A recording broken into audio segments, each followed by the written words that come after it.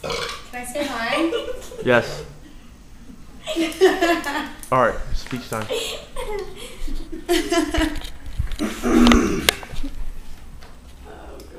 Friendship. Considered to be one of the most important things that we have, we invest a lot of time into choosing who will be our friends, how close we'll be with our friends, activities that we will do with certain friends, etc.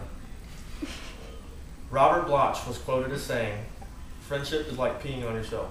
Everyone can see it, but only you get the warm feeling that it brings." I'm going to talk to you today about friendship, the dangers of friendship, the benefits of friendship, and my experiences with friendship. Everyone has friends in some form or another. They may be your family, your coworkers, your teammates, your neighbors. The list goes on forever. Over the course of time, friendship has evolved. With social media networks, people can now have more friends than they ever have before. According to Facebook.com, there are more than 750 million users. More than 50% of those users log on each day, and over half of that number log on multiple times a day. The average user has 150 friends, and overall more than 700 billion minutes are logged on Facebook each month. These numbers are very astonishing. I'm here not only to talk to you about the importance of friendship, but I am also here to warn you. Do you really know your friends? And I mean really know your friends. Let me ask you this. Did you know that 98% of all murders and rapes are by a close family member or friend of the victim? If the average person has 150 Facebook friends and 150 actual friends, then think about the risk you are at. According to that statistic, if you were murdered tomorrow, take 10 of your closest friends, and you now have 9 suspects of who murdered you. I know that I personally have about 8 or 9 close friends. This used to not be an issue, but now I'm worried. I live in constant fear, wondering which one of my friends will be responsible for my death. Will it be my friend Miles, in an act of roid rage from all the Decabolic takes? I don't know.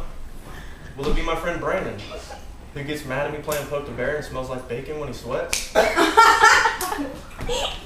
Will it be my friend Kyle, who has stunted growth and the inability to use his smile? Or my friend Matthew Swain, with his Mexican jailhouse tattoo across his chest? I don't know. I just don't know. But I do hope that when it does happen, that you are just as concerned as I am. Even though I just explained how dangerous friendship is, it also has its benefits. A study of 10,000 U.S. students over a period of 35 years suggests that the wealthiest people are those that had the most friends in school. Each extra school friend added an overall 2% to their salary. So even if you don't particularly like one of your classmates, you need to, because that person could add 2% to what you make. That same study also found that the average person has about 150 friends, just like Facebook. This may sound like a lot of people, but it really isn't. Think about all the friends that you have had over the years and their girlfriends or boyfriends.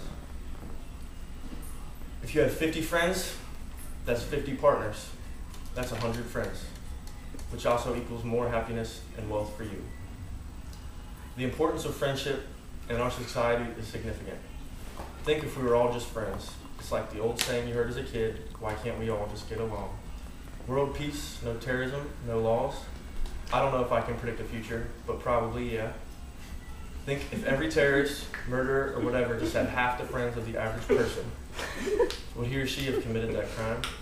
Or did whatever it was that got him in trouble? While these questions are left unanswered for now, I can only speak on my experiences with my friendship. It has impacted my life in a big way.